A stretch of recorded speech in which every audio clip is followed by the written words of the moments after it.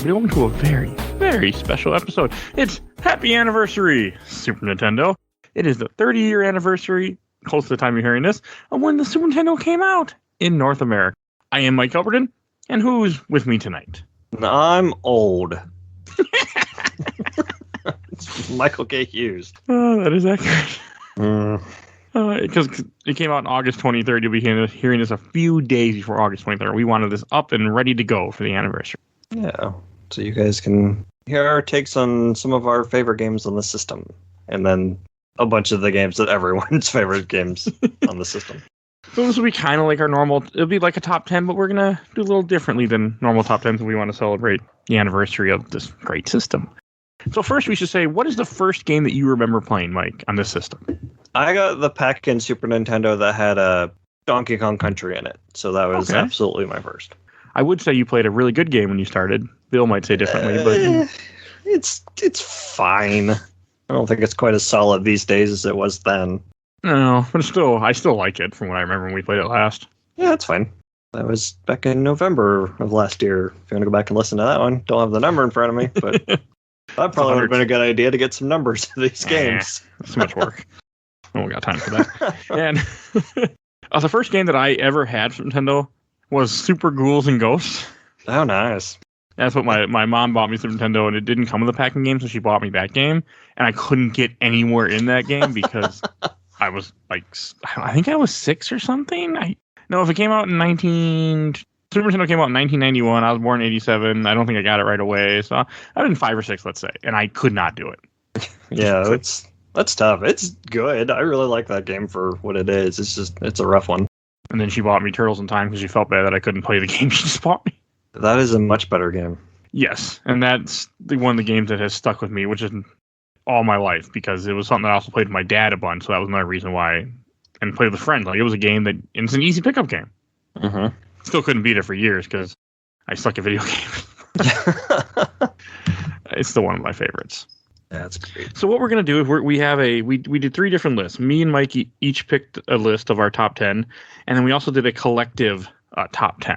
So kind of what we're going to do, first I'll mention one of the collective ones that we'll talk about, then we'll kind of go through our list and back and forth. So the first one that we decided together, it just is decided by the collectible of the world, Super Mario World 2 Yoshi's Island as being one of the best games on the system. Oh, and this I completely agree with. We did an episode of this game on the show. I really should look these up. And it's a game that has always stuck with me. I got it when I was a kid at some point. I don't remember why I got it, probably because it was Mario. And there were times I didn't like the game because, again, I didn't like hearing, wah, wah. But it is such a good game. When we played it back for the show, I had a blast going through it again. And this time I was able to really, enjoy it for what it was and not be let down. Where, like, I think when I played this game as a kid, I wasn't as into it as much because I'm like, I want to play as Mario. I don't want to do this. And I might get some flack for this. That game has the best soundtrack out of any Mario game. It's phenomenal. I can't comment. I'm sorry. We know how you are with music, but it's such a good one to go back to. Like, I've watched 2 separate YouTubers play through it in the last couple months just because. It's a classic for a reason. I mean, it's also such a different take. Also, episode 35 is Yoshi Island if you want to hear us talk about it. At least one of us talk about it. Yeah. Yeah, I was looking over the collective list. All but 2 of these 10 games are on the show, or have been on the show. We'll change that eventually, I'm sure. Oh, just such a different game and how it changed up the whole, leave it to Nintendo to do what Nintendo does and change everything. They could have easily just made another game like Super Mario World. No, but nope, they had to do something completely different because that's Nintendo. I think the original conception was it was going to be basically Super Mario World 2. I mean, that's what it's called, but it was going to be more of the same. I'm glad that we got something that wasn't the same. I would love the same, but this game is, especially when I went back to it when I played it for the show, it really stuck with me and it made me really appreciate it. Mm-hmm. And what is one of your top 10? One of mine? Oh, geez, where to even start with this thing? Wherever you want. Let's get Mega Man X3 out of the way, because that's one that I'm... Of the original, the original 3X games, this was the one that I played the most. I think it was the only one I actually owned for the longest time, which is I've said on the show before, this is one of the ones that a quote-unquote friend stole from me back in the day, which really sucks now because it's one of the highest pricing games on the library. But I don't know. There's more to collect in it, so it feels like a bigger game. But I do get why people like 1, not so much 2 more. But we did not enjoy 2 when we played it for the show. We really didn't. I think Bill was a little more positive on it than we were, but we just shitted on that game if I remember correctly. And it has been a while since I played X3. I'm hoping it's still one of my top 10 Super Nintendo games. It's one of the games that I completely have missed from the Super Nintendo era and have never gotten around to yet. It's been on my list to play for years. I have owned other copies of it, like the Anniversary Collection, or not the X Collection, or the X Collection on PS4, but I've just never gotten around to it yet. Mm-hmm. I keep telling myself, one day I'm going to play it. One day. Yeah, someday it'll be on the show. Yeah, it was supposed to be on the show a couple times, but we just don't do it. Mm-hmm. It'll happen. All right, now one of my... so I'm going to start one of my weird ones on this list. Skull Jagger, Revolt of the Westikins. I've heard of this game. I have. Probably through SNES Drunk. Yeah, he probably... So this is a game that on the cover has a guy with like a hole for an eye, big ugly face right on the cover. It came with an instruction book that was a giant comic book type thing that explains the whole story of the game and how you're leading a revolution. At one point, you're on a ship throwing boxes in the water. That's weird. Like a reference to history there. And it's a game that always stuck with me. Not that it's a good game. I don't think it's a good game. I haven't played it in years, and I'm pretty sure it's a shitty game. But the instruction book with this 80-page story stuck with me, and my dad loved watching me play this game all the time because he would watch me play RPG, but he's like, oh, those are boring. This is more entertaining.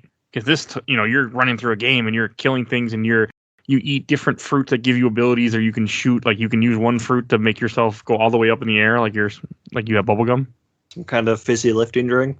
There's some really weird shit in this game, but I really liked it. It's a side scroller platformer, and you just fight a bunch of odd looking Spanish Inquisition type enemies that are around for a long time.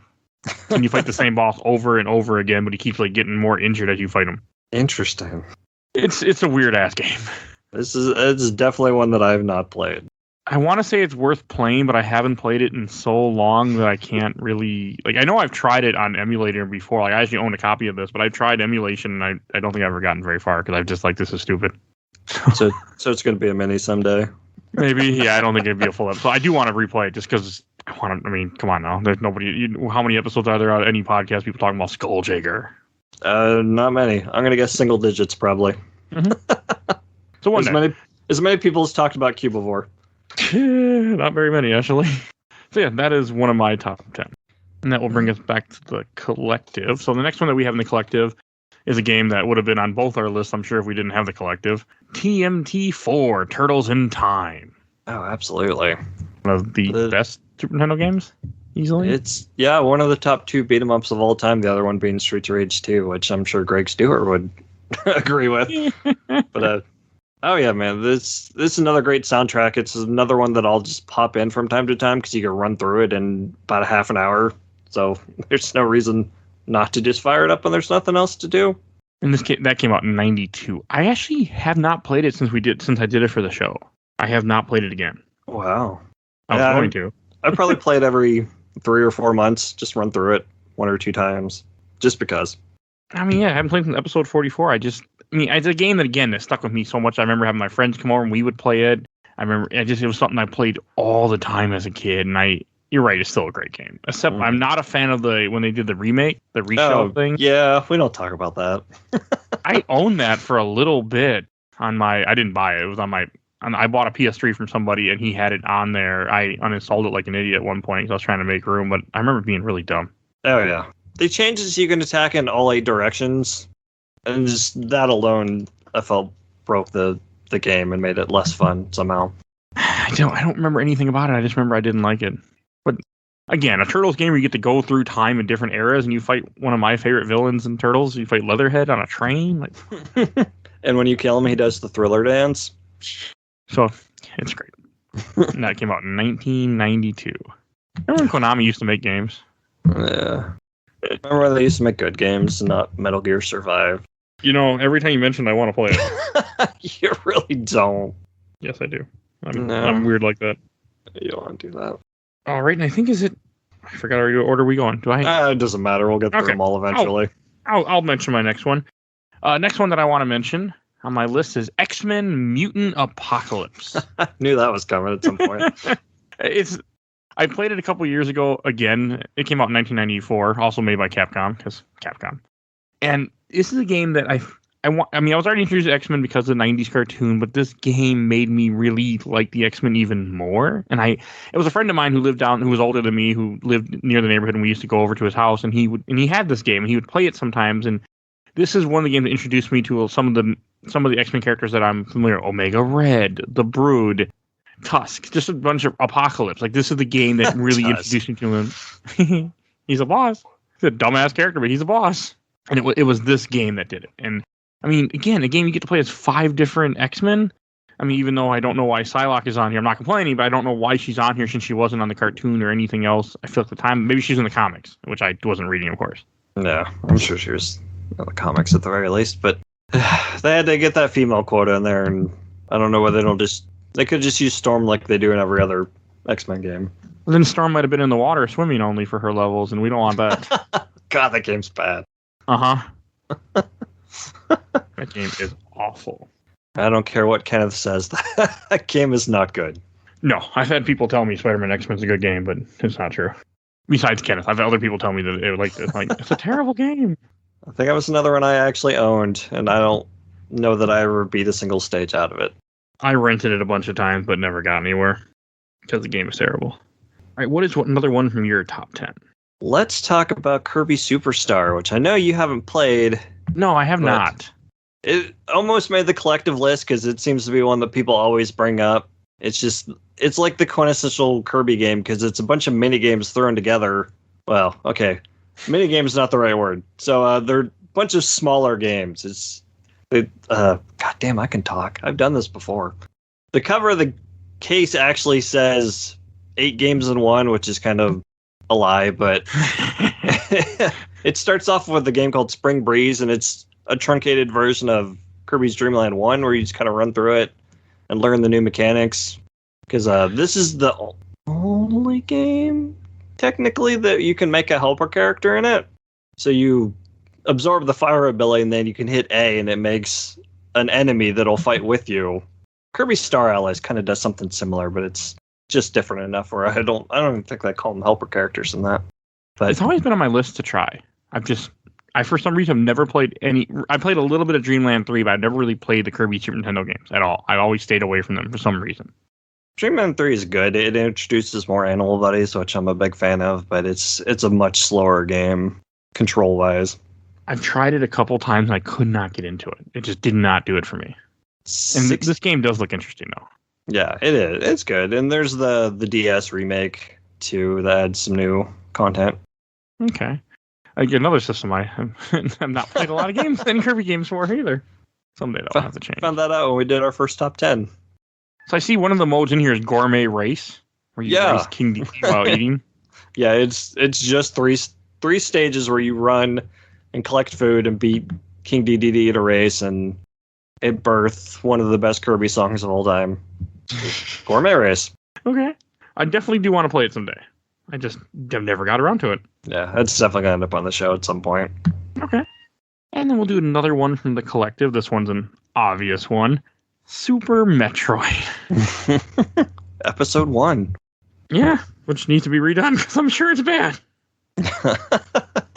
That game has always stuck with me. I actually had never beaten it until I did it for the podcast. It had been one that I remember playing as a kid. I would see friends play it as a kid, but I could just never do it. I could never get very far. I could never get into it. It's always been a hard game for me to want to play. I also am not a biggest fan of it because I feel that it's very difficult to, if you don't know what you're doing, I feel like it's difficult at times. Even though I know the game will teach you and it shows you and it teaches you by context, my dumbass brain can never figure it out very well. I get lost. Yeah, it's definitely heavy on exploration, more so than other games in the genre that we kind of got used to, like Symphony of the Night. But it's got the map system, which kind of helps, but it doesn't really tell you where to go. No, and I always had a hard time with that. Like, and also I need my RPG elements in my Metroidvania because I need to know when I get lost and I kill things, at least it's for a purpose, not just I killed it because it was in my way. Mm-hmm. That will drive me to play more a game where Metroid doesn't drive me because I'm not gaining anything when I get lost. Yes, I'm absorbing the atmosphere. I don't care. I want my experience points. Yeah. It's definitely quality over quantity on the power-ups, too. You're not constantly getting new weapons, but you're getting new weapons that are going to help you solve puzzles, more or less. Like the Ice Beam lets you kind of climb chasms by freezing enemies and use them as platforms and whatnot. Yeah, I mean, it's a great game. And it's one that now that I played more Metroid games, I really want to go back and play it again. Mm-hmm. So, we just covered Super Metroid, right? Mm-hmm. All right. And before we go on to some more, I think I should I want to read a couple comments that I got from the Super Nintendo Super Group. First one, from Jason Thompson. Too many to mention, because I asked everybody what their favorite Super Nintendo game is and why. Final Fight, Street Fighter, MK2, Double Dragon, Art of Fighting, World Heroes. I don't even know what the hell World Heroes is. Is that like Peacekeepers? I'm going to look that up now. Fatal Fury, Combat Tribes, Samurai Showdown, and the list goes on. Those are all fighters, so I know what kind of genre he likes a lot. Mm-hmm. World Heroes is a Neo Geo style fighting game. That's another thing that's very interesting about the system. I can even hear about a game I didn't even know existed. This particular one that I pulled up does not say it was on the Super Nintendo, so...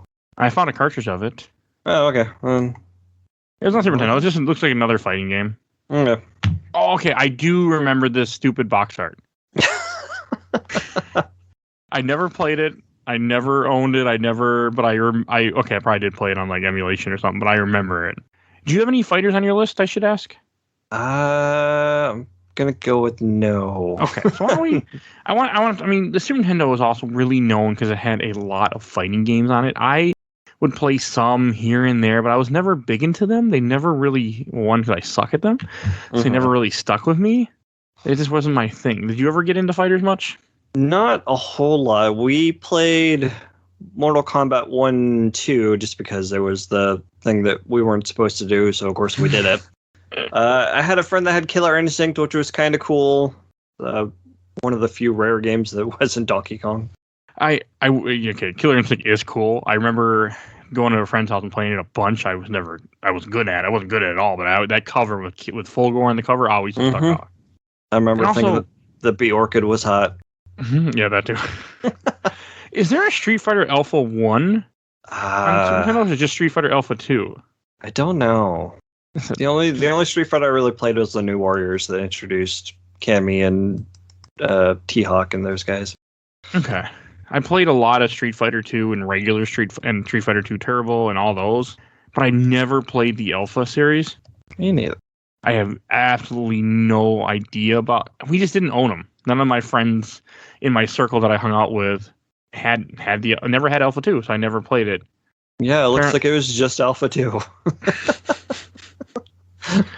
Weird. Yeah, Street Fighter Alpha Warrior's Dream is the first game of the Street Fighter Alpha series, released in 1995. I don't think it came to America though. It was on the Game Boy Color. Oh my god, that can't be good. Why would you make a game for Game Boy Color like that? That's another Street list. Fighter. I know people like Alpha 2 a lot, but it's one of those things that I know nothing about the Alpha series at all. Nope. Like it wasn't until emulation I even heard of Street Fighter Alpha 2. And I still have yet to ever try it because I just don't care. Yeah, I have to watch some Mavic Muscles videos to catch up on the fighting games. I mean, I know of it, but again, it's a fighting game, so I was always away from it. It wasn't something that interested me.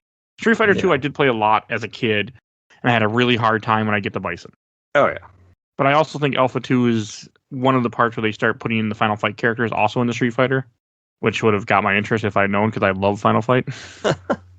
I really, really love those games. Well, just mainly 2. 2 is the one that stuck with me the most. I still haven't played those. You should. All right, and another one from this group, Chris Blaker, Mortal Kombat 2. It had the best atmosphere of any Mortal Kombat game, and it had just enough extras to not feel like it was bloated. It was also the last MK game before a proper combo system was implemented. It feels weird saying it now, but the combo system MK3 was too much, and I feel like it took a lot away from the game. That's part of why I've never been able to get into fighting games, just learning the combos. Like, I just like to spam. Well, Not so much spam. I like to use the special moves. Same. I mean, that's why they're there. Yeah. I have never been good at learning combos. I did spend one point in my life where I tried to sit down and really, really learn, and it was Tekken Tag Tournament. It didn't go well. A friend of the show, Rich, or Red Fox, he was really into Tekken at a time. He was really trying to teach me how to get into it and learn combos, and I just could never do it. It's not my way of playing games. Mm-hmm. Like even more recent games, I've done training things where it's like, okay, we're going to teach you how to do this combo, and I've tried over and over again. I just cannot get it, even in training. Yeah, and that's something that's always been an issue for me, too. I just can't do it. Yeah. And I also can't stick with one game anymore. Like, I have to play many different games. I can't just play one game. Like, not even the podcast. Like, even before the podcast was created, I still felt the need to play different games all the time. It's got to be something that really absorbs me to stick with it anymore. I mean, I can understand that, though. I mean, that's a lot of people. I think a lot of people jump on a game, jump off a game. I just can't. Not saying it's a good thing. Yeah. Oh, so what is another one off your list? We'll talk about the one that I kind of stole. Talk about SimCity. Yeah, you're not wrong. Yeah. Because I knew it was the only one that I picked that I was worried that was going to be on both our lists. I'm like, are you picking SimCity? Because I was going to pick SimCity. And I've never been, as long as we're talking about things I'm not good at, simulation games. Like, I cannot budget money or any of that garbage. So I don't know what it is about this original SimCity that I still go back to all these years later, because this is like early 90s. 91 it came out. 91 on the Super Nintendo. And like, I bought it when it came out on WiiWare. I got the ROM when I loaded up my PSP Go with a bunch of stuff. Like, I still come back and I'll play this game for a couple hours and then put it down. I really don't know what it is about it. Part of it is that it's easy to get into. It's not super challenging. It's not super, like, you can just play the game. If you're trying to max out and finish the game in quotation, which is get a Metropolis, I think, or a Megapolis, something like that, that you have to do everything very strategically, I found out. But it's a very simple gameplay. You put down towns, you put down industrial, you put down residential, commercial, fire station, police department. You see little charts that are easy to explain. You have to set your taxes to the right branch so they don't want to kick your ass out. I mean, it's a simple game, and a lot of it's just watching time go. Like, there'll be a point, I don't have any money, I gotta wait till a year till I get more I get more money. So we're just gonna sit here and wait. And then you get the thing. It's another solid soundtrack too, which helps those waiting moments pass a lot easier. This is a game that I do remember the soundtrack. I was first introduced to the game to by another friend of mine who had it. He had a bunch of games from Nintendo, and he had this one. He would play it, and I still followed his original idea he used to do, where the power plant goes to the top of the form, Russia goes around there. Like, still would play it that way. And it's a game that a few years ago, before the podcast started, I put this on a tablet, and I actually I'm going to finish this game. I would play it all the time when I could find time, and I played it so much, but I never did end up finishing it. Like, I got to a point where I was trying to get the Megapolis, and I found out, I can't get the Megapolis because I didn't do things a certain way, and I just could not get my population to keep going up. And I just had to quit eventually. But it's a lot of fun to play, and if you haven't played it, I recommend it. Plus, this version's the only one that lets you have a Mario statue and summon Bowser as one of the natural disasters. Yeah, it does do that. Did you know that there's a Japan-only sequel to this game on 64? No, I didn't. Me neither. So we're going to have to talk about that later. Wow. You have my attention. I'm sure it's been translated by now. Yeah, that's kind of what I was thinking. It's developed by HAL, too, so yeah, we're going to look that up. Okay, so later. It's probably good then. I just want to bring that up. And you got me, I'm looking it up right now now that you mentioned it. Yeah, I'll probably cut all this out. I'm not going to. But, okay, that's cool. You got my interest in something I didn't know existed. All right, I'll pick another one from my list. One that I'm pretty sure you have never played, but I'm going to change that in the future. Legend of Mystical Ninja for Super Nintendo. That's another one I knew was coming. I have talked about this game off and on the I'm pretty sure on the show and off the air. It is a Super Nintendo beat 'em up style game platformer it's part of the Legend of Mystical Goemon series, which is the first one to come to America. It's not the first one in the series, but it's the first one that we got. And I don't know why I own it. I don't know why my parents bought it, but we had it. It came out in 1992, and it was a 2-player beat 'em up, and it was something that we could play together. So me and my dad would run around, but in this game, some things are not like, it's not just go left or go right, kill everything. It's you have to go inside certain buildings and talk to certain people or buy a certain item. And I don't think I didn't read very well, and my dad didn't read or something at them, because we took us forever to really get anywhere in this game. It was simply by accident that we figured it out. And it kind of mixes up the gameplay styles too, right? Aren't there like giant mech fights? Not in this one. The the 64 one? 64 one. I mean, it does mix up the style. There's some platforming. There's some little weird stuff that happens throughout the game. You can go in shops and buy items, and money. You can get a weapon where money is your weapon and stuff. And I don't remember a whole lot of the game because I have not touched it in years. Can you play Gradius in this one, or is that the 64 one too? 64 one. Apparently, I need to play that one. That's the one that I know Tony's played from. Hey, I like that game. That's probably what you're thinking of. That's possible.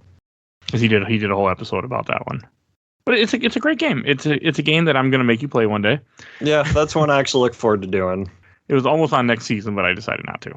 Of all the games you threatened to make me play, I'm looking forward to that one. It's a good game. I mean, we won't be able to play 2 players, but one thing also amusing, you had a young kid and an old guy. So I always made my dad play as the old guy.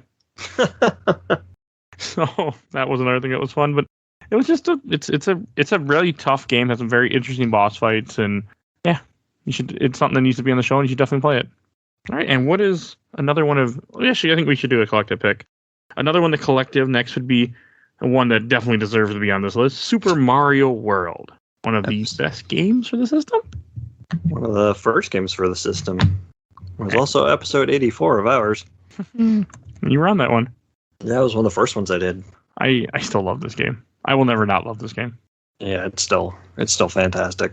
Mm-hmm. I mean, it is such an improvement on what Mario was at the time, and just and Mario didn't need to be improved, but they did it, and they made it amazing when they did. Mm-hmm. It's the Mario standard of super tight controls for your platforming. Something that doesn't seem to, it's a hard thing for people nowadays. I don't know. I definitely do want to play it again, even though we only played it for the show. I beat it, but it's a game I can always go back to. Never beat it legit. When I was a kid, we got the Bowser, and I couldn't get past him. We're gonna have to start a new series on the show where I make you play games without using save states. It wouldn't be much of a show. I played this for an hour, then I died 10 times in the same part. The game's over. Wow. Can't play all save states. My favorite memory about this game is when you beat Star World and it makes all the Koopa Troopas have little Mario heads for their shells. It's so ugly. I hate it. Yeah, it's adorable. I love it. When I was a kid, a friend of mine who had a sister who was really good at games, and she played this game, and that was the first time I saw that. And I'm like, what the hell is this? I had never seen it before, and I was so confused and so how did you do this? Because I know if you get all the Peach coins, you see stuff happen. I mean, there's so many different things that can happen in that game, depending on how you play it, right? If you do everything or not. And I think that's so interesting. And again, it's so good. So good. I like that little moment, the little 3-second moment we just had that tells how polarizing our taste can be. It's ugly, I hate it, and it's adorable, I love it. It's like back to back. Yeah, they creep me out with the mascot. I don't like. The Peach coins are cool if you get all the Dragon coins, though. I do like that. The Yoshi coins. Sure, okay. What is one of your picks? Oh, let's see. Here's a game that we've been talking about doing forever. It's Magical Quest starring Mickey Mouse. The funny thing is we've been talking about that for over 7 months. Yeah, since longer. I think that was one of the first things we talked about when I started back in July last year. We still have yet to play it.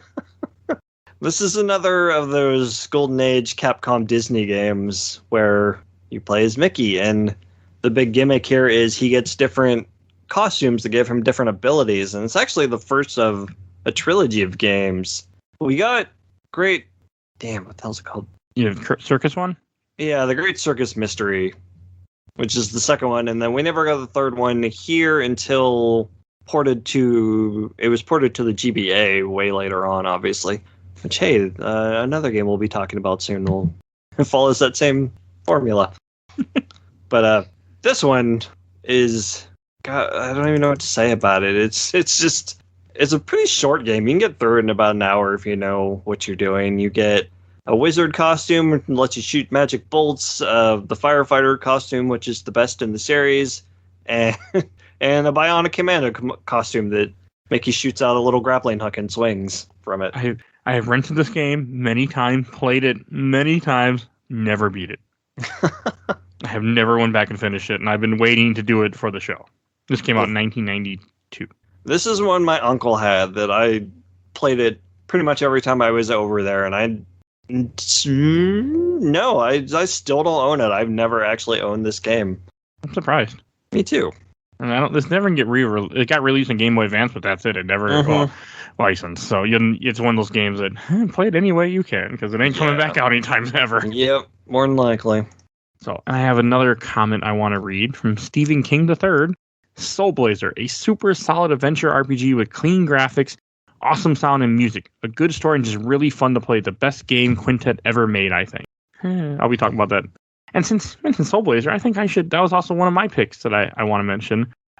Soul Blazer is a game where it's an action RPG top down where you're a guy who comes from the sky and you have to, and the gimmick of this game, one is an action RPG, so you get experience when you kill enemies, but the gimmick is that as you're going through this game and you defeat portals of enemies, you unlock villagers or you unlock buildings in a town, and then you go to different towns. The town will start growing. You'll see new things will happen, and it's so cool to me. It is just so awesome to see it, and it scratches the itch that I have where to kill things and watch like buildings appear. Yeah, it gives you a reason to take out all the enemies. Yeah, and you actually have to go back to different worlds and hunt things down to find enemies that you didn't have the weapon to kill them before to unlock other things. It's a great game. It gets hard, but it's a great, great game. Well, as long as we're talking about Quintet, I'll pull out another one off my list. Robotrek, which is one of the RPGs they published with Enix that wasn't from that trilogy. Basically, you play as a little kid who makes robots, and kind of like Pokemon, the robots do all the fighting for you. But instead of just being standard turn-based combat, it's on a grid that you move around in, kind of like another game you'll be talking about soon.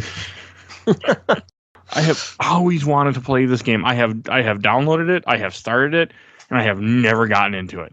It's some of my favorite sprite work on the system, too. Everything is super cute, and it's fairly short for RPG standards. It's like less than 15 hours. So it's... Okay. Yeah, it's definitely one that we're going to have to do on the show at some point.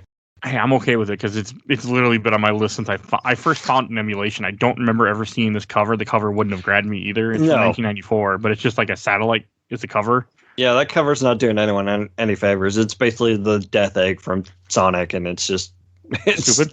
Yeah, in Japan, the game is called Slapstick, and the cover is just the characters looking goofy. Like, it's much more representative of what the game is. But this is one that I've owned for a long time. I don't know how I came across it, but I still have my cartridge for it, and it's still a good one. One day I'm definitely going to have to play it because I love Super Nintendo RPGs. I don't know why I missed this one all my life. Better than Paladin's Quest. That I think I can miss. Yeah, you're not missing anything there. No, and we're going to do another one from my list, a strange-ass one that's only on here because I had it as a kid and I played it a bunch with my dad, Joe and Mack. Oh, yeah. So Joe and Mack is a two-player beat-em-up platformer, notice a trend here, where you play as two cavemen. And the whole thing is you go through different levels where you'll fight cavemen and dinosaurs and stuff. And as the game progresses... At the end of each level, you go and you'll fight a boss, and the bosses are, I think, really creative. I really like the bosses. And then you'll rescue a pretty girl, and they'll kiss them, and they'll get a kiss depending on how good you did, and then they'll run away. And it came out in 1991. And I loved it. I mean, we played with Game Genie, of course, which is cheating devices for the time, because me and my dad were not good at games. We would never have gotten through this. But and then when you die, you turn into an angel. So sometimes what we would do is he would not be able to do parts, so he would kill himself. And I would do the jumping, he would just float behind me until I was out of it. Man, it's like a precursor to the new Super Mario Brothers games. Where you could just put yourself in a bubble. But you lose a lot of life doing that if you're not cheating. But it's going to be on the show one day. It's as a mini or something, because The sprite work is so cool, and dinosaurs. And as a kid, I love dinosaurs. Dinosaurs were the best when I was a kid. Like every kid. This is one I hear people bring up all the time when you talk about the best Super Nintendo games. It's another one I've not played. I've never played the second one, but I have played so many hours of the first one. We wouldn't finish it. Like, we would play it, and then we're done for the day. Okay, and then we play it again at some other point. And that tend to be a trend of that time where you just wouldn't finish a game. Yeah, it was back before every game that released had saves, autosave or whatever in it. Yeah, but it's a really good game, and I'm watching somebody play it, and I'm like, man, I want to go back and play it again. I think it's a port of their. Was it originally arcade? I think so, arcade or DOS. Probably, yeah, it was on arcade, and then there's 3 games in the series. The second one is called Congo Caper. Oh yeah, which is nothing to do with Joe and Mac really, and then the third one is Joe and Mac 2. Naturally. So that's not confusing. Not at all. I don't really consider it a series, but that's what people say. It's like Bravely Default. They did the exact same thing. Bravely Default, and then Bravely Second, and then Bravely Default 2. But this is a game that really introduced me to some and also the bosses, as they get hurt, they change, their colors get darker or lighter depending on what I think they get darker, and they really start to change. Like, you can see that you're doing damage to them. You can see that you're murdering them. Mm-hmm. Magical Quest does that too, actually. Okay. Man, we need to play that one day. Someday. And I think I should do another off the collective then. Next one on collective is Super Mario RPG. One of the 25. What a great fucking game. It is such a good RPG. I mean, it's such a good game. It's one that I had the strategy guide for as a kid, and I remember playing it as a kid, and I loved it because I love Mario and I loved RPGs, and here was my favorite company of all time, still is, Squaresoft, making this game, and I never get tired of Squaresoft. It's definitely more of a Squaresoft game than a Nintendo game. Yeah. It's a Squaresoft game with Nintendo Paint. That is an accurate statement. Yeah, it's basically Final Fantasy, but they put Mario in there, and they kind of dumbed it down a little bit, not as much as another Squaresoft RPG, which I got a feeling we're about to talk about for long. At some point, yes. There's a few. Oh, no. I've been saving them for the last. The dumbed down one. Oh, yeah, that's on the list, yes. Yeah, I figured. And I want to read a few more comments from the Giant Bomb group. Gave me actually a lot of comments, so thank you guys.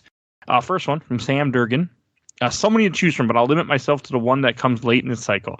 Super Mario RPG. The melding of the Super Mario universe into a Square game was absolutely enthralling to me. Plus that OST, I could listen to the Forest Maze for hours. Mm-hmm. I was going to bring up the music too. Here's an interesting one from Brian Conklin. Uniracers hold a special place in my heart due to the time I spent challenging my cousins in it. That soundtrack is still solid. I love those games that aren't necessarily good games, but they hold sentimental value to people, and that's why they're their favorites. I think Uniracers got destroyed like it doesn't exist anymore. Yeah, it's entirely possible. I think there was a lawsuit or something with that game. I can't remember if I'm right though. I'm trying to find out, but as we talk, yeah, there was a lawsuit. They were sued by Pixar for allegedly copying the unicycle design and concept from the 1987 short film Red's Dream. Oh, yeah, I did hear about that. So yeah, that game doesn't exist anymore. But no, I was glad to hear that people I like when people have memories that aren't just great games, but games that meant a lot to them because of life. From Jorge Escobar, Super Metroid. It is the only game I've beaten more times than I can count. The music, sound effects, animations are all amazing. I think it's a masterpiece. Accurate. All right, here's one that you'll like from Carson Clark, friend of the show. Earthbound, one of the first JRPGs I ever beat to the finish. The ending was the best. That sounds like a good segue.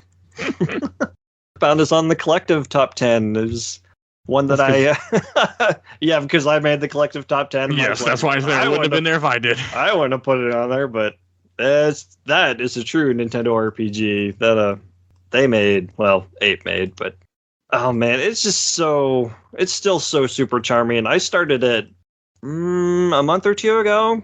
Just played through the first, basically just the ONET stuff, and then stopped. But that's what you should do. Just turn off the game. Don't play it. No, it's great. I'll still defend the battle sprites and it being the Dragon Quest setup of your characters are just windows on the screen, but it's fine. The music is that's why it took me so long to play it. I didn't like games where I couldn't see my characters, like in Dragon Quest. That's why it took me so long to play Dragon Quest games. Or I did beat Earthbound once, and I did enjoy it. I give it a lot of shit.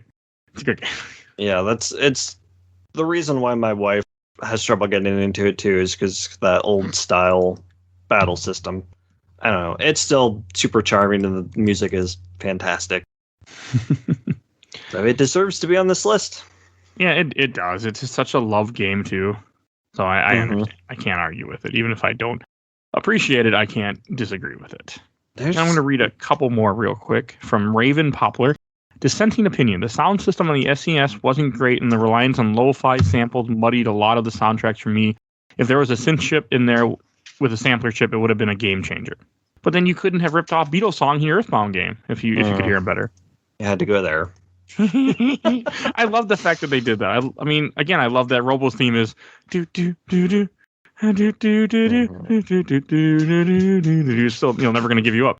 I love that. I love how the Japanese did that, and you could do it because the chip wasn't the best. I mean, I had no problem with it. I mean, I love some of those old tunes. And this one, I know neither of us have this on our list. I want to read this comment from Keith O'Donnell. Rock and Roll Racing. Great soundtrack, exquisite gameplay. I love a lot the longer form games on the system. Chrono Trigger and Final Fantasy, but this game I can and do pick up for an hour a month or so and have a goddamn blast. This was another one that my friend had that we would go in and make our own custom tracks and then put a bunch of ice puddles at the bottom of a ramp, and the computer just couldn't figure out that they had to build up speed, so they'd all get stuck at the bottom of the ramp. We did that entirely too often. I can believe that. And from Daniel Melman, the SNES has some really high highs, but for action games and arcade ports, I think it was definitely the weaker of the two major 16-bit systems. It was built for RPGs and visual impact, and as a result, you get major slowdown, a bunch of its shooters and platformers. Gradius 3 and Super Castlevania 4 immediately come to mind as great games that the SNES simply could not handle. Yeah, I mean, it's not super wrong. No. We hadn't really talked about, I guess Mode 7 wasn't really in Castlevania, but we hadn't talked about Mode 7. It's in Castlevania 4, with when the background moves and stuff. Yeah, I guess. No, we haven't really played a lot of games on the show with Mode 7. I don't think we played some, but I don't want to. I purposely stay away from them. So, and this one from Tom Storm. This is a game I need to play. I was obsessed with the first Harvest Moon on SNES. Wish it was affordable these days. I love a box copy. Have you ever played Harvest Moon? Oh, yeah. I've played at least a little bit of almost all of them, but I definitely cut my teeth on that first one. I played it a lot. That was one of the first games I remember playing through emulation, and I just put like hours and hours into it. But these days, you can just play Stardew Valley and be just fine. I want to play the original Harvest Moon. When I first got into emulation, a friend of mine who introduced me to it, he gave me a floppy disk with Harvest Moon on it and a few other games, and it was a floppy, and I have never gotten around to it yet. I want to so bad. I just never have. I have the ability to. It's definitely a solid start to that franchise. Here's a good one from Gary Hotdog Suzlik. Sanrio World Smash Ball. I have no idea what that is. No. Okay. That sounds like a Japan-only game. It does. I know what Sanrio is, but never heard of the game. From Aaron Lamb, Prince of Persia was my favorite on this console. I think it's the best version of the game, best music, okay visuals, some frame rate issues if I remember correctly, and Goo Troop is a blast for two-player fun. I play it often with my daughter. Goo Troop's another one I hear brought up all the time, especially when you talk about the best co-op games on the system. Yeah, same. And I only know it because a SNES Drunk talked about it too. He's the one that is like, you should play this. I'm like, you're right, SNES. I should play the SNES. If we ever do it on the show, it's going to be have to be the one. Oh my god! If we ever do it on the show, it's going to have to be one we do in person, where we play it actually co-op together. That might be a while. Yeah, well, considering one of us lives in Minnesota, one lives in Missouri. Yep. But yeah, I'd be up for that. And from Brian Brown, Mario Paint is incredible. They packed so much personality into that package, unlike anything else on the system. I was hoping someone was going to bring that up. I actually own that with the mouse. I lost the mouse a long time ago, but it's another one that I would just put on and tool around playing the music maker and the little coloring mode and whatnot. Also a great soundtrack for being a game the style that it is. I put a lot of hours into that game when I was a kid. So many hours. And from Shannon T. Hope, Ken Griffey Baseball is really good if you like baseball. Has a home run challenge that I remember playing a lot.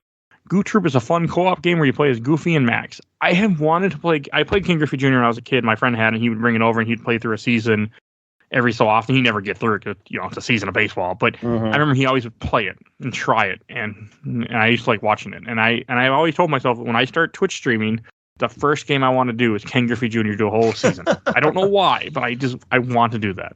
Yeah, that's definitely another one I hear brought up all the time when it comes to sports games, which I guarantee neither one of us has on the list, but that one, NHL 94, NBA Jam, they're all games that I dabbled in, but I'm not a sports guy, so they're not, good enough to make my list, I guess. And here's another one from Andrew Wheelander. That Sanrio World Smash Ball. I've had them all and yet to play a Zelda game. Priorities. I gotta look up the Sanrio World now. People mention it in the same group. It has my attention. Yep, it's a Japanese only game. Mm-hmm. But you can play translated versions of it. What is it? The description says Action Pong. Interesting. So that's all okay, SNES Drunk did a video on this at one point in one of his videos. It's like a Pong game where you verse somebody else with Sanrio characters. Huh. It actually looks pretty cool. Okay. You play Pong as Hello Kitty. Hey, there's lots of other people in Sanrio too. Sanrio has so many weird ass characters. There's a whole documentary, Toys That Made Us, that talks about Sanrio and Hello Kitty. And my God, there are a lot of characters. Oh, I believe it. If you think Marvel has a lot of characters, you don't know what Sanrio has. Woo. They got nothing to Sanrio, I feel. Do they have a big encyclopedia that has them all in it, though? Probably in Japan, yes. Here, no. Right now, I think we should go back to our list to read some more from there. So I'm going to do one of mine from the list. Final Fight 2 is the only Final Fight game that I had as a kid, and I put so many hours into that game. It was a great pick 'em up and play that I would play again. A game I'd play a lot with my dad, and we would just. He always liked Hagar because Hagar was the big guy, so that was the person he liked to play as. He always thought the other characters were stupid. And being an idiot, I would never play as the girls. I don't want to be a girl, so I'd only play as Carlos. I think Carlos, the guy in the blue with the sword. And I played this game so much. We used Game Genie, of course, and we beat it. We'd beat it and just go back and play it again and play it again. It was so good, and I love this game. It is my favorite of the three, and I have played all three since I'm older, but 2 is still my favorite. I've seen so many beat 'em ups on Super Nintendo, and I'm starting to think that the only one I ever played was Turtles in Time. Yeah, that could be a possibility. I mean, that, something the way I know you, I could see that. Because when it comes to 16-bit beat 'em ups, the ones I think of were Turtles in Time and Streets of Rage series, which I played the hell out of, but that's another list for another day. So, yeah, we're going to have to go back and play some of these, especially the Capcom ones. We have been slowly. Yeah, that's true with the Capcom beat 'em up collection. True. Like Captain Commando we played. That will not be on this list. No. Or Sonic Blast Man. Yeah, not a good game. So what's another one from your list? Another one from my list is another Enix game, Brain Lord. Which Why? Got a feeling it's not on your list. It's fine. Don't knock it till you try it. I have tried it, so I will knock it. It very much wanted to be a Zelda game, which you can tell immediately from screenshots because it's another top-down, you're swinging your sword at monsters. But the thing that always stuck out to me was the puzzles were kind of cool. And you got little characters called... Crap, what the hell are they called? Okay, while you're looking that up, I lied. I never played this. Lagoon was the one I was thinking of. I played Lagoon is... I tried Lagoon, it was garbage.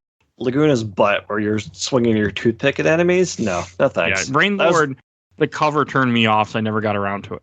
Yeah, it's another Enix game. That cover is not doing anyone any favors. It's just a castle on a floating trunk of rock. And as I'm watching the video of it, they completely use one of the sprites from Illusion, a guy of the skeletons on the ground, as an enemy as you kill him. Oh, yeah, for sure. But you get little familiars called Jades that, as you kill enemies, they drop little XP balls that the Jades will get and level up alongside you. This looks pretty cool, actually. Huh. It kind of reminds me of Chrysalis for the NES, like a newer version of that. Never played that either. That one's hard to go back to, but it's also good. NES is hard to go back to, period. Accurate. Yeah, this is one that's going to be on the show someday. Okay. Again, you'd get another one off my list that I've been meaning to play since I found out what emulation was. I'm sure that was the only way I ever played it, too. Yeah, I'm sure it's not a game that was easy to find. And it came out in 1994. Okay. And I think we should do another one from the collective. Probably a game that we did cover on the show before, Mega Man X. Great game. Episode number 85. My favorite Mega Man game, I think, of all time at this point that I played so far. That and 2. This might be Mega Man X is better than 2. It's just such a good game. And it doesn't kind of punish you with the difficulty like X2 does. Which is nice. Yeah.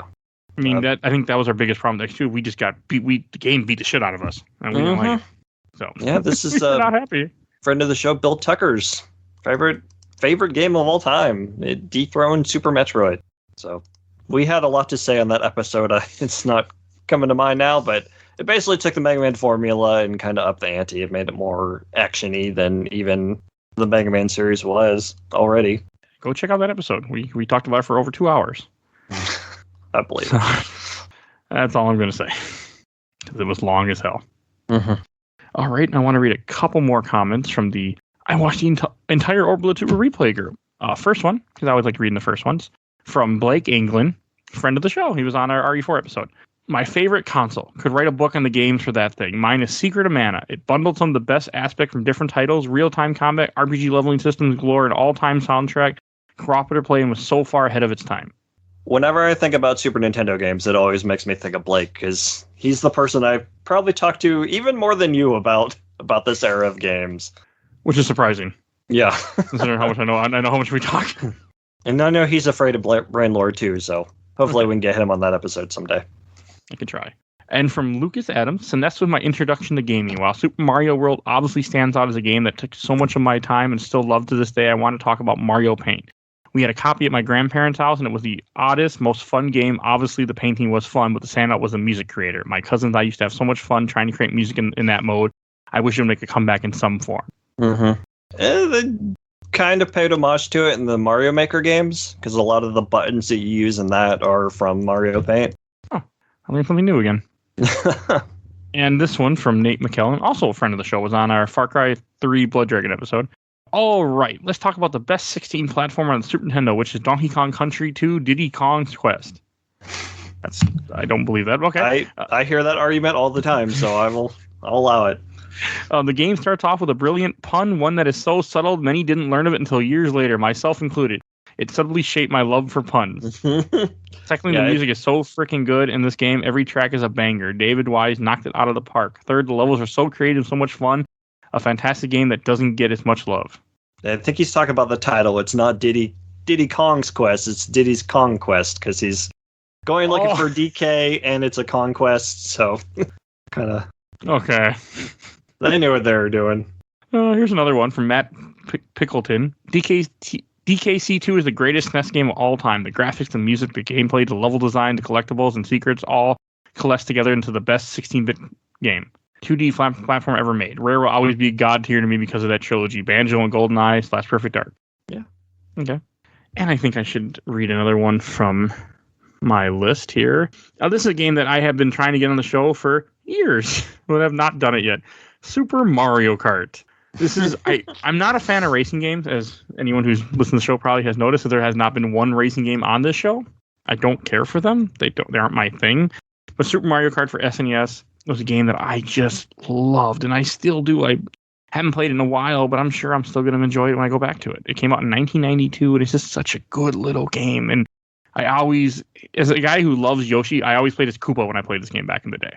That was my go-to character. I think he's like the best average character or something. Because I know they have hidden stats that the game doesn't tell you. But I love this game. I bought it multiple times on Wii, like an idiot, on my Wii Virtual Console. But it's so good. It is. I need to go back and play it again for the show. But it's such a good game, and highly recommend it. Yeah, and stop if you heard this before. This is another Super Nintendo game with a great soundtrack. I will stop you. I have heard this before. And someone else thinks like me, Stephen Ballard. Mario Kart. So many great memories with my aunt and uncle. I beat my aunt fair and square, but I'm pretty sure my uncle just let me win. I miss those days. So I see other people love this game too. Mm-hmm. Oh yeah, it kicked off a whole franchise. And this question I have to read from friend of the show, as we just talked about, Phil Tucker, Mega Man X. But you already know that. Everything about that game, from the visuals to the music to the way it feels in your hands, is top tier. If I have a spare hour and feel like a retro game, Mega Man X is where I turn. Close second is Super Metroid, followed by FF6. Unfortunately, he's wrong there, but okay. You can't do a whole lot in an hour in Final Fantasy VI, though. You can enjoy the intro music. That's fair. It's weird to hear you compliment music. It's certain games from a certain era. From Alan Petrozzi, Earthbound, everlasting charm and personality. Accurate. I'm going to read this one from Matt Clark. This is cheating, but my favorite was using the Super Game Boy to play Pokemon Red and Blue. I was going to bring up the Super Game Boy later as like an honorable mention thing, because it definitely needs to be talked about. It lets you play Game Boy games on your TV in color, kind of. Oh, it's wonderful. It's how I played tons of Pokemon. It's how I experienced a few different Game Boy games. I loved my Super Game Boy back then. Mm-hmm. Certain games like Donkey Kong had little borders built into the cartridge, so when you put it on the Super Game Boy, it put it in more closely actual color. That was the sentence. Have you ever played Donkey Kong Land? Not Land, no. That's the Game Boy Color ones. Right. Or Game Boy ones, sorry. Yeah, they really like that series, because there's those, and then they had the GBA remakes of their country games. Mm-hmm. Lands are different games that kind of look like the originals of what they're based on, but they have some of the levels are the same, but then they get really weird in different parts where they're completely different games. That's cool.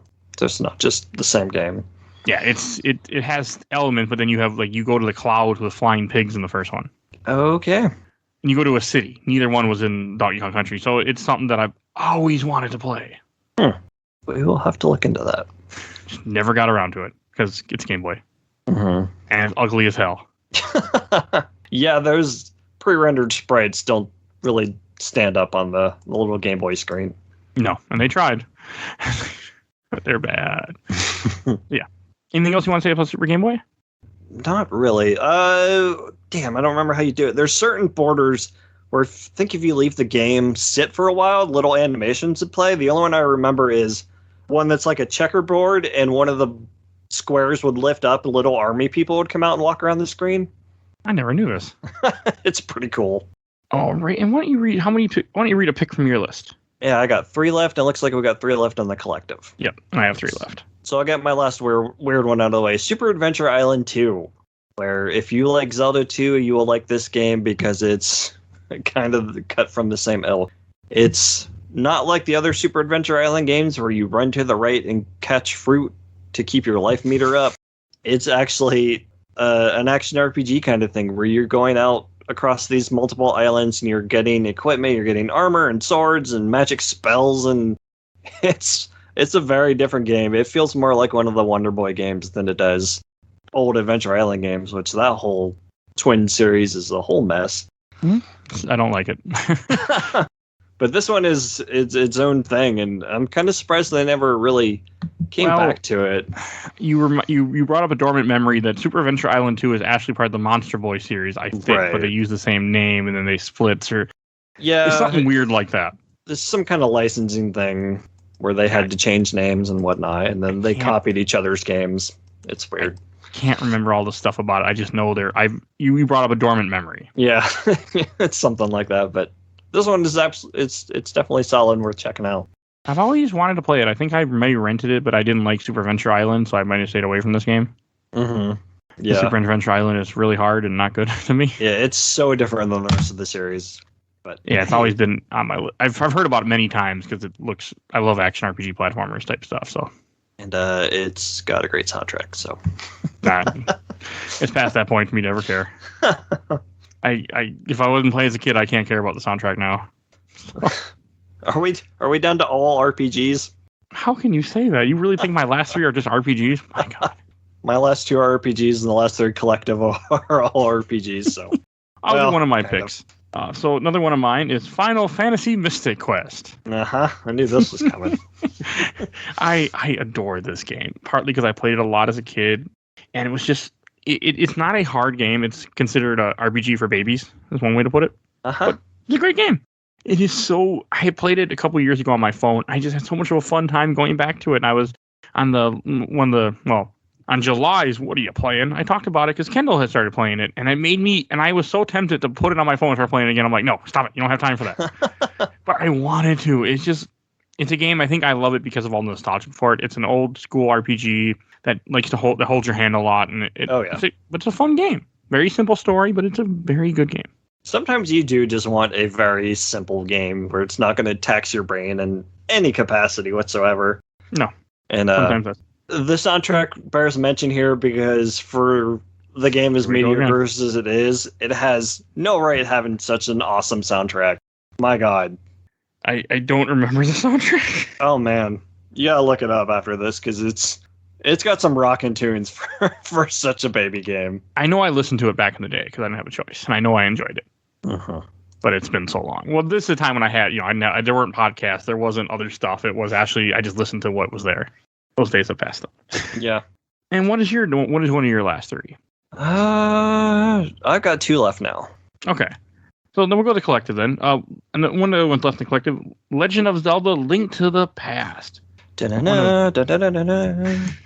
It's a game where I've been working at a store and they had a speaker playing their own music, and Link to the Past music would come up, and as soon as I just hear a few, parts of that song, I'm like, Link to the Past, I can tell you where it is. I'm just like, oh man.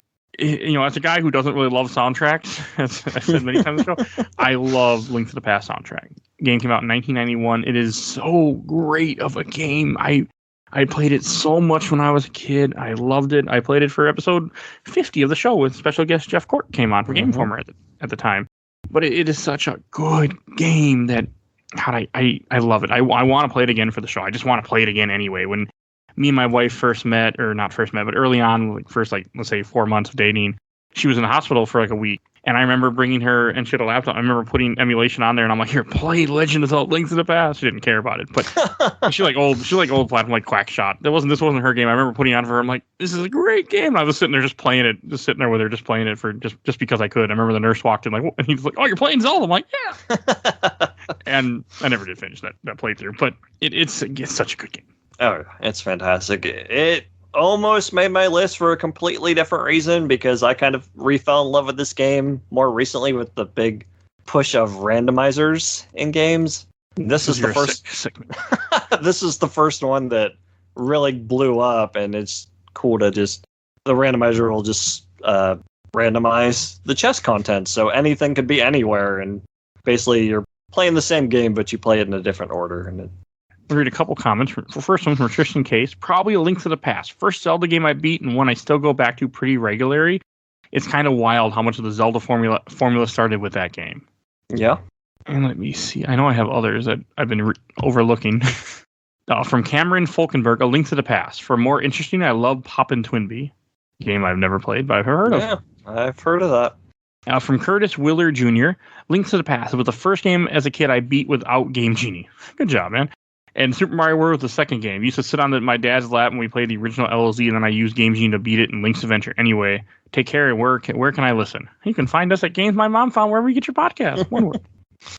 And last one I'm going to read about Link to the Past from Brenton Jenkins. The Legend of Zelda: Link to the Past. I play it nearly every summer and never gets old. I played it with my brothers growing up and just keep revisiting it. Likely my top 5 games of all time. Where it belongs. Mm-hmm. It's not in my top 5, I don't think, but maybe. I don't know. It's a little crowded up there. There's a few games like Chrono Trigger, Final Fantasy VI. They have to be up there no matter what. But yeah, save it for a few minutes from now. What are you talking about? Are we ready to talk about Squaresoft? What do you mean? Uh-huh. It's not like my last 4 picks are all Square. My last 2 picks in the collective are Squaresoft. You have 2 picks left, yeah, right? one of my last 2 is also Squaresoft. Sure. What is the one that's not Squaresoft? The one that's not Wow. The one that's not... Jesus Christ. I don't know what's wrong with me today. Let me take that from the top. The one that's not Squaresoft is Lufia 2, Rise of the Sinistrals, which might be my favorite RPG on this system. What? And I know that cuts through you like a knife to say, but... Well, it's just wrong. I mean, I've never heard a more wrong opinion before. Oh, I man. never played Lufia 2 all the way through. I love this game. Like, it's just a standard RPG, but for one, it introduces the best side quest in all of RPGs with the Ancient Cave. And it's 99. It's basically what a roguelike within the actual RPG game. It's 99 randomized floors. You go through and start at level 1, no equipment, and you fight enemies, gain experience, find chests, whatever. But every so often you'll find a blue chest that has a treasure that you can take with you out of the cave, and then you can start the cave with it to help you get further and further. And the soundtrack is great. But I know a lot about Lufia 2. It came out in 1995, but I have never played it for some reason. One, I didn't have it as back in the day. I played Lufia 1. I think Played a lot of Lufia 1 when I was a kid. Lufia 1 is rough. I played through it once, but just because I own this, and unfortunately my battery in it died a long time ago, so I can't save anymore. But after playing it, I went back and played 1 through emulation, and it's not nearly as good. Okay, because Lufia 1 is the one that begins with them killing the Sinestros on the island where they die. Yeah. Okay, I've only played 1. 2 is actually a prequel. Okay, I've never played 2. I don't know why. I love RPGs, and I've heard everyone talk so much, but I've never played 2. Yeah. It kind of does, God, what's a series? I don't know. Final Fantasy Adventures, what's coming to mind. I can't remember which series that's part of. Is that Saga? Is it Mana? Oh, no, yeah, you're right. It's Mana. Because you get different items that help you solve puzzles in the overworld, just like Mana. Legend of Saga. Yeah, right. Yeah, thanks, Square, for all these crappy naming conventions. Because they didn't think stuff would sell. Yeah. They just threw Final Fantasy on it, and guess what? It worked, because I actually own Final Fantasy Legends 1 and 2 and 3 because of that, so it worked. I have Legends 3. I like that game. You can eat meat to turn into... It's fine. It's just a product of the time. Young Mike played it on a couple different airplane rides and did not enjoy it because he could never figure it out, so I have anger towards that game. There's a DS remake of 3 that we never got that I want to play on the show sometime. Okay. I'd do it. I would. Mm-hmm. All right, I think it's time. We're down to our last 5 games. And less Squaresoft games. They are. So I'm going to go with one of mine from the collective. Or not collective, but from one of mine. Final Fantasy IV. This game is... I love it and hate it at the same time. I've only beaten it once all the way through because, my God, is it hard.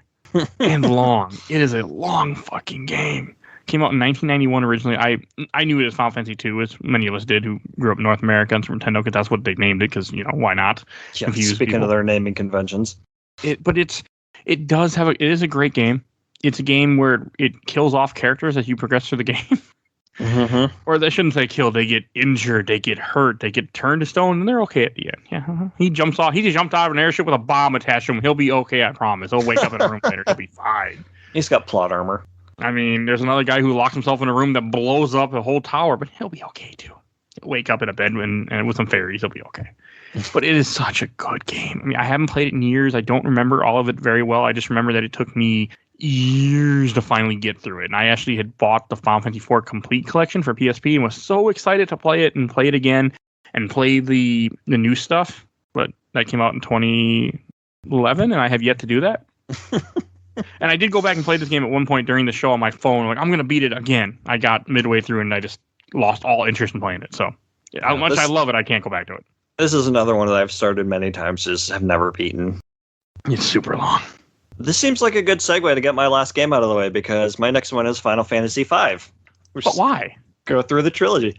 Because I love job systems, and this game nails that quite well. I don't associate this game with Super Nintendo. I associate this game with PlayStation 1. What I referenced earlier, we didn't...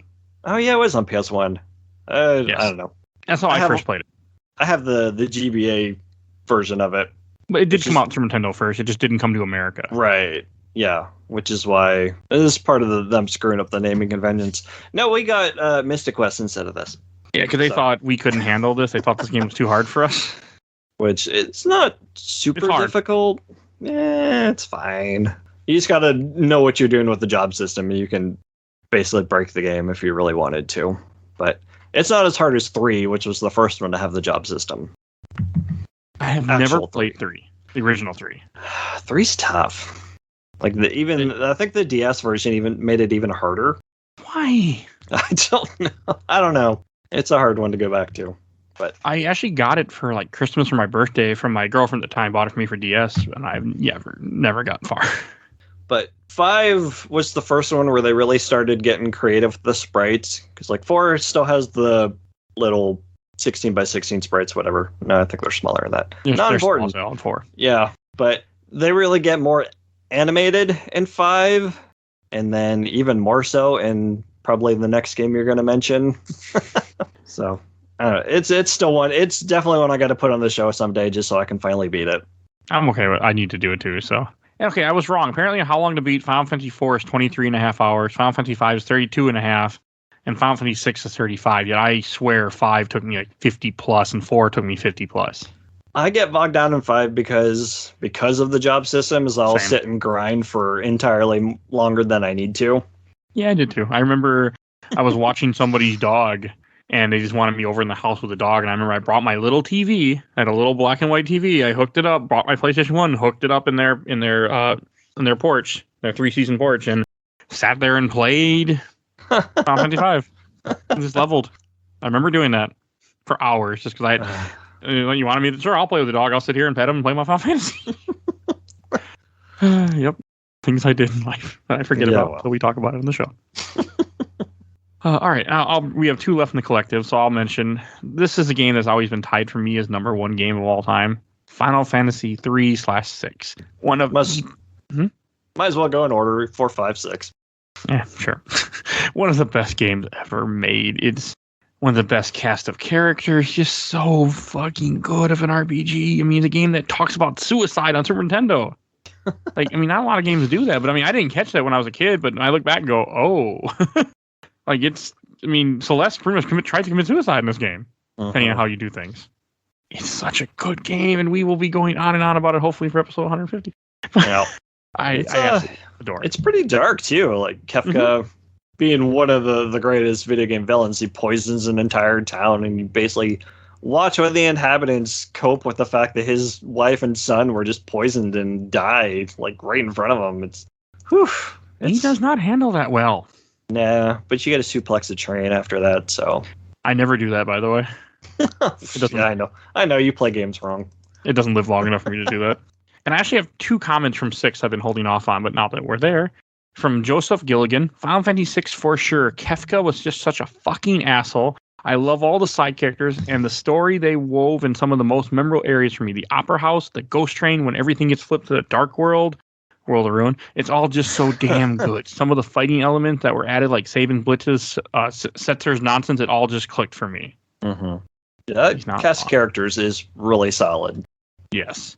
And another one from friend of the show, it's been a while, but Emmett Malcolm, Final Fantasy 6. I love Mario World, Link to the Past, but FF6 has the quality where just about everything in the game I look at and go, that's rad. From the pixel art, character sprites, to the way the music sounds, every detail just has perfection baked into it. Again, nothing wrong. There's no fault there. Yeah, the soundtrack is incredible. I actually love the soundtrack of this game. Because I grew up with it. It's, again, another one of the ones that I grew up with, so it means more to me. And it has always stuck with me. Understandable. And from Andrew Burns, Final Fantasy 6, one of the strongest casts ever in a game of awesome moments, including some of the greatest in the history of gaming. Oh, so good. Yeah, I've never beaten the GBA version all the way through. Like, I tried the extra stuff at one point. I just couldn't do it. Yeah, that's Elemental Dragons, I think. I couldn't. I tried, but when you make me have to use the whole team, I'm upset because I don't use the whole team. I just have my favorites. That's like, I level up everybody, but I don't want to use Gaul. I don't want to use some of those characters. No. Just give me my team. He can get pretty broken if you use the right rage. I've just never liked him. Yeah, we'll talk about that in a couple months. Yes. And that brings, which is your last? My last game was Final Fantasy V. I'm actually done. Oh, well, that's what I get for counting. Not very good. All right, so we have 2 left, so I'll save the collected one for last. I'll do mine. So my last one that I've been saving is Live for a game that most people go, what the fuck is this? Well, there's an episode about it. Good chance. Yeah, already up, so we'll go listen to that. Live is a Squaresoft RPG that came out in 1994 that never came to America that I found out through emulation. There was a website called qualityroms.com, which doesn't exist anymore. And they had a bunch of ROMs, just a few. They just had one that they write a little review about that they liked, and this was one of they had on there. And this game was like, I was like, what? Squaresoft? I love this game. You play as different characters in different times in history, and it is just so cool. It's such an interesting little game on a grid battle system that I'm going to be starting to play here in the next, hopefully, couple hours. It is nice, a nice change of pace. Like the battle system was kind of weird to me at first, but it is nice to not just have the standard turn-based battle that you get in so many other RPGs. And before we get... Yes. Yeah, real quick. This was the one that I was referencing during Final Fantasy V. This is one that has super animated sprites. Basically, they did what they did between Final Fantasy IV and V and just tripled it because everything's so expressive in this game, especially during the caveman chapter. I love it. And there's naked butts all over the place. There are butts. You didn't get to the part where there's a piece of armor you can get in one of the chapters. It's a girl's panties you put on your head as a helmet. That's awesome. You Only in have to do certain Japan. things. You have to do certain things to get it. You have to go check a washer, and he's like, "Oh, it's somebody's panties, or her panties," and you can equip it. That's funny. I think she gets mad at you too if you talk to her if you have them equipped. I can't remember for sure. Nice. I mean, again, there's another game that. And do you have any honorable mentions? I didn't really. I had the Super Game Boy. That was pretty much it. Okay, I have two games I want to mention. One, Bahamut Lagoon, is another SquareSoft game that never came to America. That I didn't. It's like Final Fantasy Tactics. It's a strategy RPG type game with dragons. And if anyone knows me, I fucking love dragons. I'd never beaten the game. It's long, I think, and I got my ass handed to me in it when I played it a long time ago on a keyboard because we didn't have a controller. And me and my friend didn't. And there's one funny part where there's something happened. You go to a town and there's like this one. They're like, he became a man. He was already a man. And it wasn't until later I go, oh, they had sex. Okay. There's a couple. There's a reference like blowjob too in the game. It just has like weird little stuff. I'm like, yeah, no wonder that wouldn't have flown in America. Weird. But it's a good game. It's a very good game that I will put on the show someday. And my only other one to mention is Harley's Humongous Adventure. You ever played this? I think I rented that once. I own this. I don't know why, but I had it. It's a platformer, a 2D platformer, where you have to go and you get shrunk down because he has a bad experiment, and you have to find little weapons that like little balls and little thumbtacks are your weapons and nails, and you fight bugs and you're trying to get parts that get yourself big again. Yeah, it's Jeff Cork's favorite trope of little guy in a big world. Right. I love this game. It came out in 1993, and I just remember having a blast playing it a lot as a kid. I cheated, of course. I never would have seen the end of it, but it was a good game. There are probably a couple more that we should mention. Otherwise, I think people are going to be mad at us, like the Breath of Fire series that I never played, so I don't have any experience with it. But I played it a little bit multiple times and never got anywhere. People have been trying to get me to do Breath of the Wild. They've been trying to get me to play that too. Breath of Fire 2 on the show, and I'm just like, RPGs are hard when you do a weekly format. I think the Game Boy Advance versions make them a little more accessible, but the other ones I was going to mention are Secret of Mana / Evermore. Evermore you don't need to mention, but okay. It's fine. I actually own that. It's not bad. I own the guide. I had the guide for it at one time. I never owned the game. I used to buy player's guides for games just because I like guides. I've got the Chrono Trigger guide, and I never owned the game. I had the guide. I think it's lost to time, unfortunately. Speaking of Chrono Trigger, you want to talk about our last game? I have one more honorable mention, actually. Oh, this is actually not mine, but someone from the group, one of the groups. Wesley Dawn, Star Fox. I couldn't get past the second stage for the longest time, and only my dad could beat the game. Then one day it just clicked, and I beat the whole game and accidentally discovered the alternate path too. I have tried playing Star Fox before. I'm like, oh, it's a quick game. I'll just go and beat it in an hour. I could never get there. So many first-party Nintendo games. Like F-Zero is another one that we just completely glossed over. But that's racing. That's not our thing, so... No, it is not at all. Not one bit. So I can't really mention it. But I will mention that. So our last game that the collective that we put is episode 100 of the show. One of my favorite game of all time, Chrono Trigger. There is not, to me, a better game. Like I will never not love this game. I hear this music and I just get happy. I love this music. It came out in 1995 and it is just so good. I would say probably 3 or 4 out of every 5 top Super Nintendo games you pull up, this is going to be number 1. Either this or Final Fantasy VI. Yes, both deserve it. This is just it's such a classic game. Oh yeah. I'm sure we could go on and on about this for a couple hours like we did in episode 100, but 2 hours. Yeah. It's one of those games where we really don't need to sing its praises because everyone knows it. And if you don't, you can go back and listen to that episode. Please do. It needs more downloads. So yeah, I think that's everything that we need to say. Or do you last things you want to say? I don't think so. Super Nintendo is pretty great, and it's definitely an RPG powerhouse. So and that's why I loved it so much, because I love RPGs. I still do, and such a good system. I mean, I still think it's probably my favorite system of all time, but that's a big because of nostalgic. I played the most 360 games probably of any system, but that's one that really stuck with me. Someday we'll play Ogre Battle. I need to. I always look at lists of like top NES RPGs, and I played most of them, but that's one of the ones I've been neglecting for years. I neglect strategy RPGs, like Front Mission, another one I played a little bit but never got far. Yeah, RPGs are hard, like you said.